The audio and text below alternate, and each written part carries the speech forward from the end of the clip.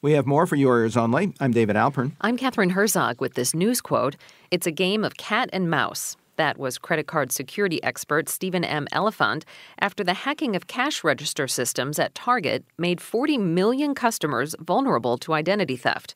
Also last week, 3 major credit card companies agreed to let retailers charge more for transactions with plastic, rather than maintaining high prices for all to cover those transaction costs. Now this. She was diagnosed with acute myeloid leukemia in November of that year, of 2007. She underwent a couple rounds of chemotherapy, and they weren't going to be a cure because they were just a little bit too damaging to her body. And so in the spring of that year, the doctors decided that she would need a bone marrow transplant, a stem cell transplant. Bradley Christensen, a second-year student at the Texas A&M Health Science Center College of Medicine, made a video last year about how bone marrow donation saved his mother from fatal leukemia. But it can be a difficult process, generally involving at least some chemotherapy for preparation, a dangerously suppressed immune system, and no sure location of a donor. Last week, a research team at another Texas A&M location, the Plasma Engineering Research Lab in Corpus Christi, announced what could become a lower-risk, high-tech alternative, rays of cold plasma that can kill cancer cells and avoid healthy ones. To explain the breakthrough, the science behind it, and the steps necessary to produce a safe and effective cancer treatment for humans, for Your Ears Only, we're joined by Dr. Magesh Thiyagarajan, director of the Plasma Engineering Research Lab at Texas A&M Corpus Christi. Welcome to our program. Thank you very much for having me on your program. First, if you could describe normal hot plasma, how it's produced and why, and what it's used for. Well, plasmas are basically ionized gases, meaning that the gas is an energetic state and it's controlled by electromagnetic energy. We can generally ionize any gas by either heating it or by various forms of electrical energy. So when you heat a gas to a very high temperature, something like a super hot flame, it can be ionized into a plasma state. And such hot plasmas are usually made by electric arcs and they're usually used for welding and cutting metals and things like that. So those are usually used for high-temperature industrial applications. What led scientists to try producing a cool plasma, and how do they do it? There is a history behind it. Historically, plasmas are widely generated in low vacuum pressure plasmas because the ones that are generated in atmospheric pressures are usually hot. So the vacuum plasmas are very limited for its applications, and the atmospheric plasmas seems to have a lot more applications. So there is always an interest to see how we can make these atmospheric plasmas in a much lower temperature. So I have been fortunate to be a part of this growing area of research on cold plasmas, and I've been working on this cold plasma area for more than a decade now.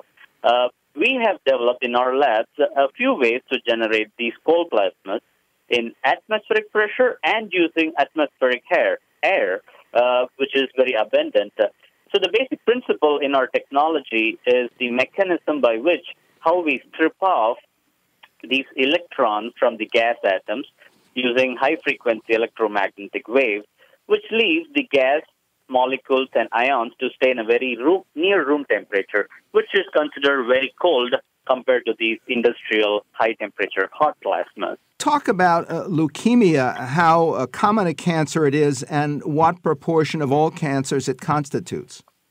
Leukemia is a type of cancer of the blood or bone marrow. It is one of the top 10 deadliest cancers of all. And leukemia is particularly deadly because of how fast they progress. And leukemia survival period is much less than the average 5-year cancer survival period. And it has been announced that over 150,000 patients have been identified with some form of blood cancer. And leukemia alone will account for approximately 10% of the entire cancer population, which is significant. And how did you come to think of cool plasma in connection with leukemia? Well, we have been working on treating leukemia cancer cells using cold plasmas for over 4 years, and it has been a very challenging journey because of its complexity. But we were certain to target very challenging cancer cells to treat because there has been significant damage to these patients through the existing technology. Where do you obtain the cancer cells to work with at this early stage when humans can't be involved? Well, we get these cancer cells like many basic biotechnology labs would do. We obtain these seed leukemia cancer cells from a private nonprofit biological resource called ATCC, but we actually grow these in our laboratory. We just get the seeds and then we grow them into the quantities that we want in a manner that it would replicate in a human body. And describe the effect of the cold plasma on cancerous cells. Well, to give a brief outline, the cancer cells can be deactivated by two distinguishable processes called apoptosis and necrosis. Apoptosis meaning the self-induced death or a slow death process, which is the preferred way. Necrosis is an instant killing, which causes lots of pain for the patients. So when we treat with these cancer cells using cold plasmas, we have discovered that our cold plasma technology can induce either or both apoptosis or necrosis just by altering the cold plasma device operating conditions, such as the power, the dosage, the time period, and things like that. So we can fine-tune these plasma technology for matching different types of patients at different leukemia level. So what we observed that within 24 hours after treatment, nearly 90% of the cancer cells have been destroyed, and there is the potential that these cold plasmas can leave the healthy cells unaltered. How long would you think that a course of cold plasma treatment would take to cure a leukemia in a human patient? That is harder to answer at this time of our research. It would still need a lot more human trials with human patients with clinical trials to come to a conclusion of how long of a dosage you would need. And that may also vary from patient to patient, but we would expect to be of the same duration as of chemotherapy. Dr. Magesh Thiyagarajan is director of the Plasma Engineering Research Lab at Texas A&M Corpus Christi. Here's a quote from the news. "We have a new and firm perspective of confidence."